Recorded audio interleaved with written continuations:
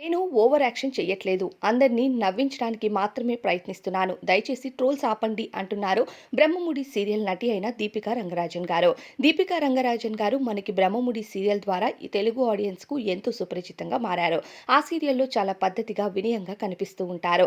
ఇకపోతే ఈమె బుల్లితెరపై ఈవెంట్ షోస్‌లో చాలా బిజీగా మారారని చెప్పాలి. అయితే ఈ మధ్య బుల్లితెరపై ప్రసారమవుతున్న చాలా షోస్‌లో అసభ్యకరమైన టాస్క్‌లు పెడుతున్నారు. ఫ్యామిలీ మెంబర్స్ అంతా కలిసి చూసే ఈ షోస్‌లో ఇలాంటి టాస్క్‌లు పెట్టడం వరక చాలా వరకు ఇలాంటి షోస్‌ని చూడటానికి నెటిజన్లు ఇష్టపడట్లేదు. ఇకపోతే దీపిక గారు ఆ షోస్‌లోకి వచ్చి చాలా ఓవర్ యాక్షన్ చేస్తున్నారని, అయితే అలాంటి టాస్కుల్లో ఆడకపోవడమే మంచిది అంటూ తెలియజేస్తున్నారు నెటిజన్లు. దీనితో నేను ఓవర్ యాక్షన్ చేయట్లేదు. నవ్వించడానికి మాత్రమే ప్రయత్నిస్తాను.